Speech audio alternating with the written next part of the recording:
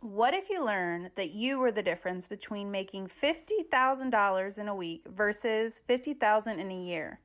It was all up to your money mindset. What if gaining that self-awareness from your money blocks and embracing discomfort could change your bank account in a huge way? In today's episode, we have special guest Jess Glazer. Jess Glazer is a former celebrity personal trainer and elementary school teacher that turned her cute side hustle into a multi-million-dollar business in just 2 years. She's leaving her teaching job in 2017. She had hired a team of incredible heart-centered leaders, and she has served hundreds of clients and helped create over $10 million in revenue for those clients. She is committed to helping over 100 entrepreneurs create 7-figure impact-driven businesses and is well on her way with 7 already in that 7-figure club. As a result of donation and increasing self-awareness for the community and global scale, she and her husband have also been able to build a school in Ghana, Africa with Pencils of Promise. I'll drop some information in the show notes if you yourself would like to also donate to this great cause. You may have seen her on a feature on the Wall Street Journal, Forbes, Yahoo Finance, The Today Show, Good Day New York, The New York Post, or even Shape Magazine. Maybe you've even seen her on Instagram with her RV travels with her husband and her new pup on Instagram. Her mission is to cause a ripple effect and inspire change for generations to come. This is going to make a huge, massive impact and do more than just provide income, but also a lasting legacy beyond just her singular actions.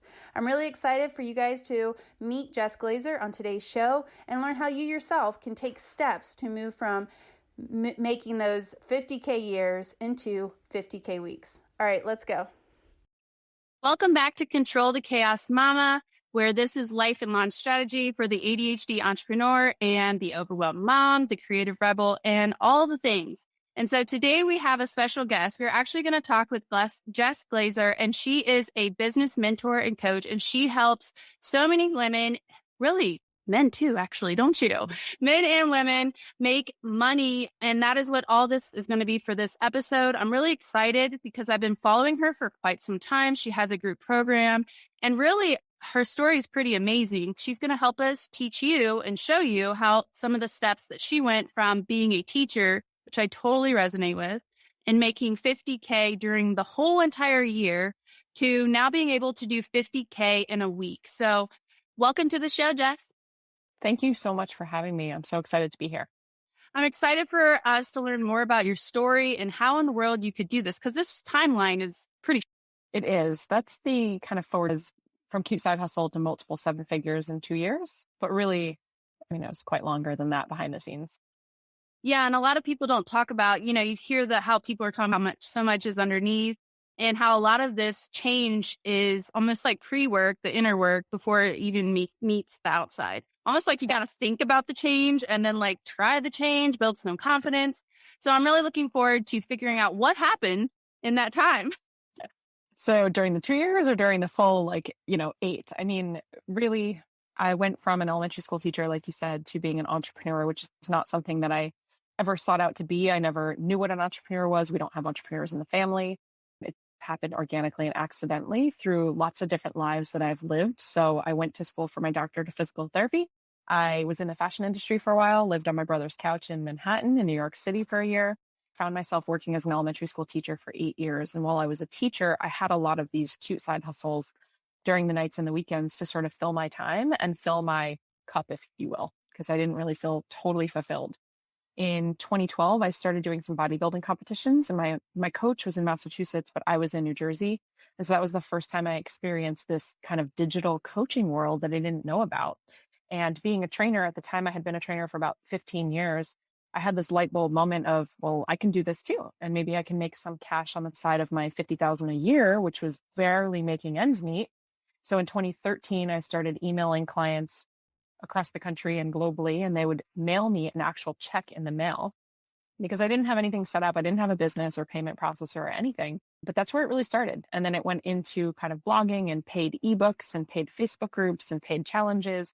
And over the years grew, but never to the point that I was ready to replace my income and leave my teaching job. What grew though was my my confidence, my ability, the capacity to dream bigger, and this kind of awareness of, could there be a different way? This is so interesting. Like, there are other people doing it. Why not me?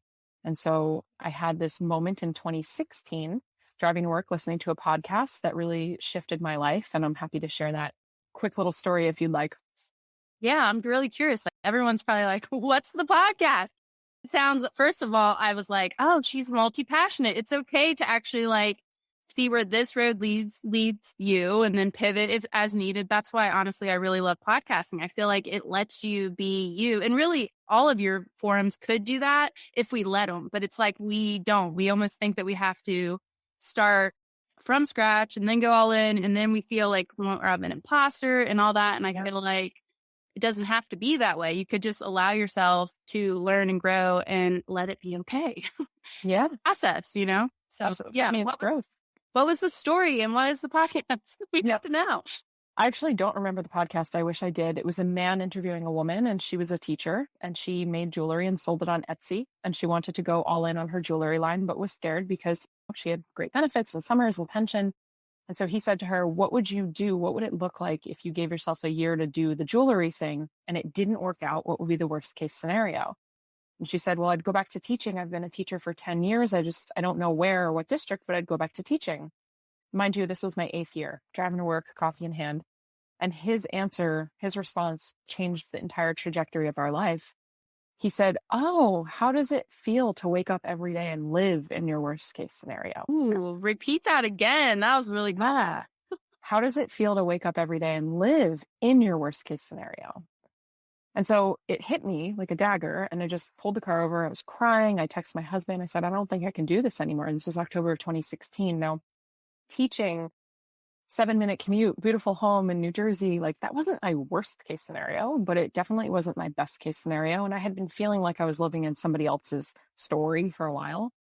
And so that night we started talking about, what would it look like? Crazy, stupid idea time. Could we really make it work? What am I going to do instead? Because my cute side hustles, as I call them in air quotes, they were bringing in like $300 a month.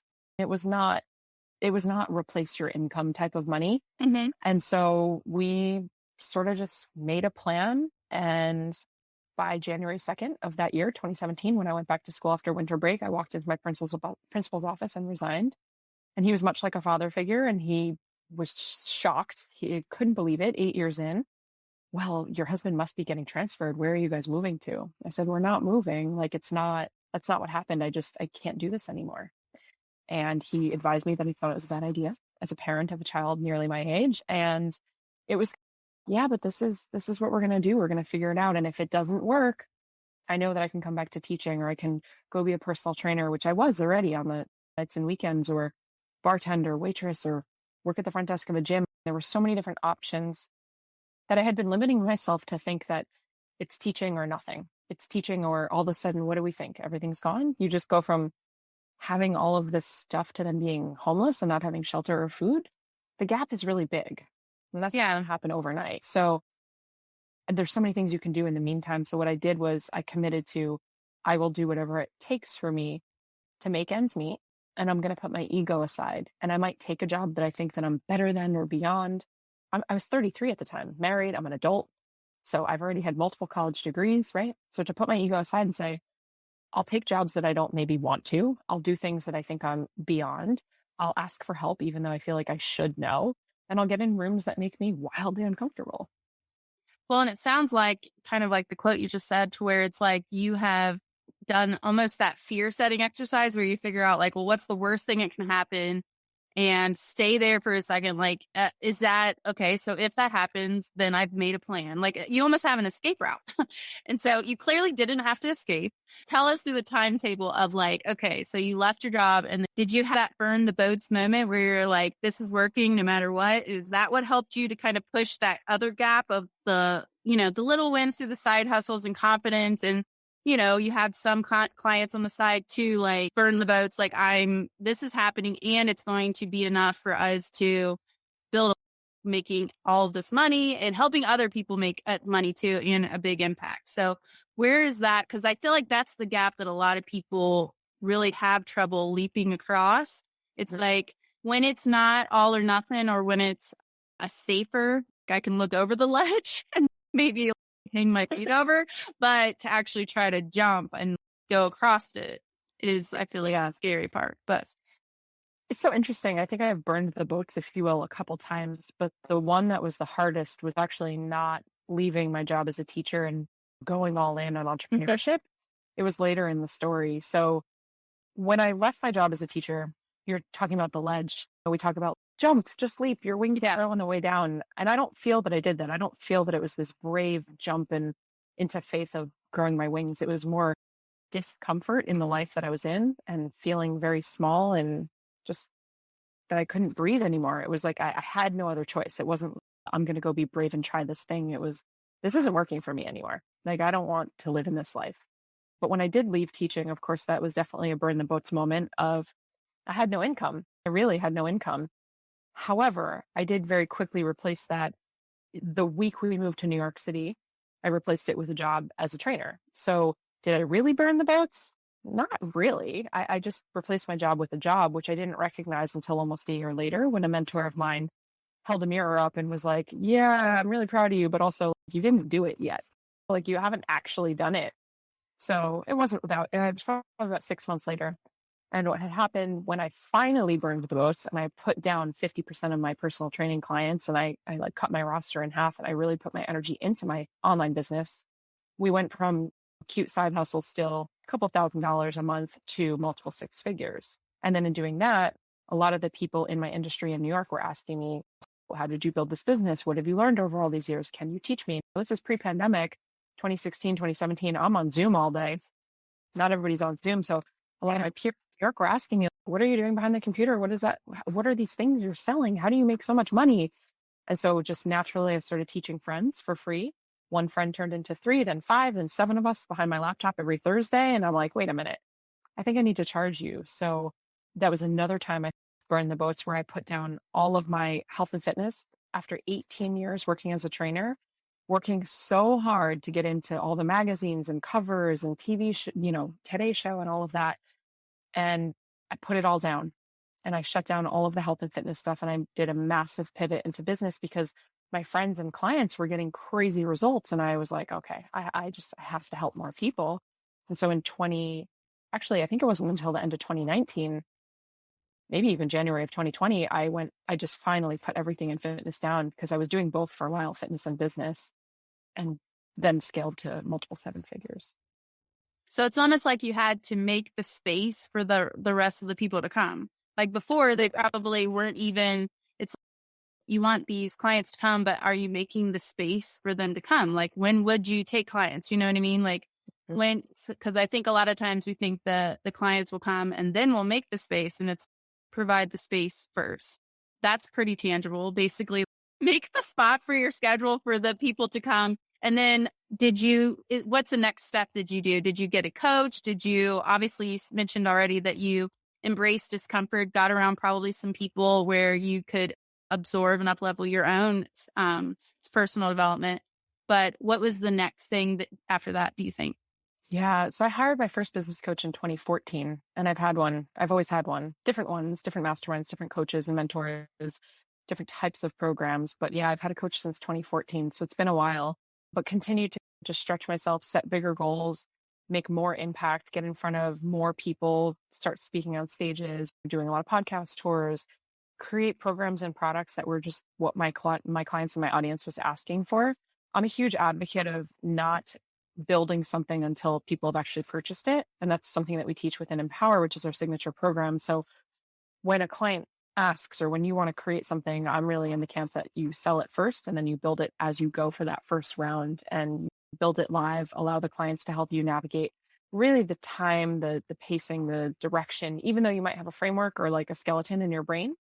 I really allow the clients to help navigate that. So we just started leaning into, I say we now because we have a team of 10, but I started leaning into what tweaks can I make? How can I enhance every round after round with that signature program? We're approaching class 14 right now. We're doing class 14. We're getting ready for 13 rounds of just like implementing feedback, even when it stings, right? Like feedback is neutral. Feedback is neutral. So taking that feedback, making tweaks, making the program better, making the client experience better, making sure that we're just like constantly refining it, which in turn results in better results for the clients as well. So our client wins started just going through the roof, and they continue to get bigger and then build our team out.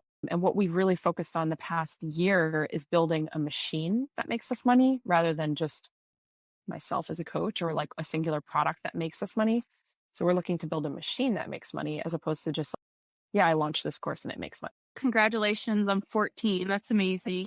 So if someone was needing to control the chaos when it comes to our negative self-talk, maybe, I know we've already talked about build self-awareness, but how can you help them to stop self-sabotaging when it comes to these money blocks? Because you've obviously had to probably increase your pricing at different times and stuff like that. Or even you mentioned when you were friends for free, how did you get from coaching friends for free to being like, I need money. I'm worth this. I'm valuable. There's a lot of different layers here and I think different avenues. So we'll go down the more woo-woo first.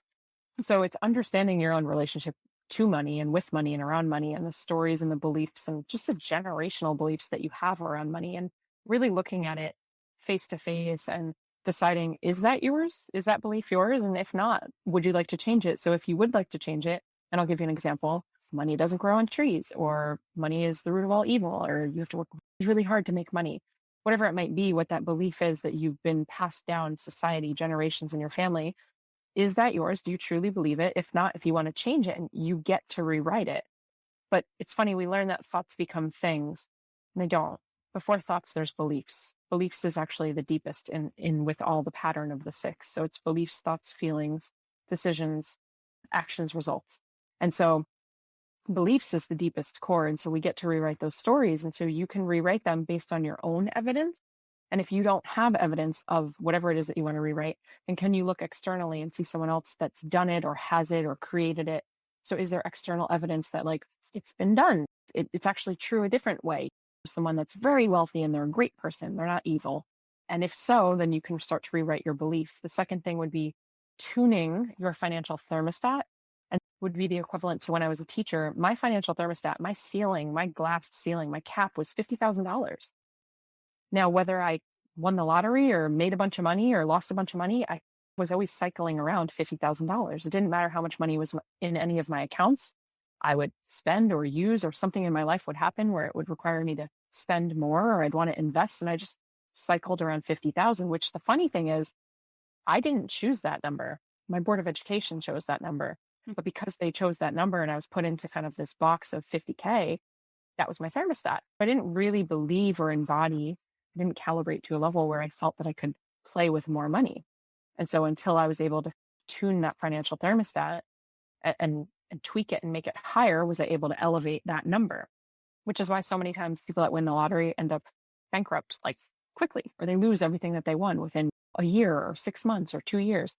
Because they're not ready to actually energetically hold that amount of money. They haven't calibrated to that level. So in working through some of my own money stories and money blocks and money beliefs, I energetically set myself up for more of the tactical masculine side, where sometimes for some people, free is really important at first, because some people sometimes need client results. They need their own proof, not social proof, but their own proof that their method works. They need to build the confidence around before they can start charging. And then maybe they start charging at a lower rate, and over time they raise their rates again based on their own confidence, their own experience, their own client results. So yes, what I charge now is wildly different than what I used to charge, whether it was zero or a smaller number, but it's been layered, peppered over time, layer and layer of proof of result, proof that it's working, proof of myself, continuing to raise my financial thermostat based on evidence and proof within myself and people around me. And I think there's this piece of it where you are almost like letting yourself try. And like you even said, go and figure out what the next step is, but then maybe even keep a little promise to yourself. So maybe you're going to set some sort of boundary. Okay, I'm going to maybe start with free, but then that's my last free one, which you've definitely given us plenty of tips, really tactical and inner work kind of stuff, self-awareness and that sort of thing. So I feel like everyone's going to want to go and follow you so they can see first your new puppy and your RV life. Yeah. Where can we find you if we want to come and meet? What is it, Monty? I'm like biased, of course, but he's the cutest, Montana. Come on over to Instagram. That's where I hang out most. I'll slide into my chat with you. If you have questions, let me know. And I'd love to offer your audience a free gift if you're open to that. Awesome. We love freebie. So with all the mindset work that we're talking about and the limiting beliefs, I'm a huge reader and I'm a huge advocate for reading. And so I have a reading list from years and years of myself reading. There's hundreds of books on there broken down into, I think, 7 or 9 different categories, as well as having a speed reading training in there for you. Ooh. And so we have all of my favorite money books. If you want to get past some of those money blocks, mindset books, there's business marketing, you name it. So that's at jessglazer.com/reading vault. And then before we go, what is your favorite book? And then I'm like, give me a category. What are you reading right now? How about that? That might be. Right now, I'm currently reading Dr. Wayne Dyer, one of his older books, The Power of Intention, which I read previously, but I circled back to it. So that is what I'm currently reading. I will tell you one of my favorites that I just read every year is Secrets of a Millionaire Mind by T. Harv Eker. Okay. It's just like an every year book. All right. We will drop the link for the freebie into the show notes, and I will leave you the way I leave you every week, wishing you joy and abundance. Angel.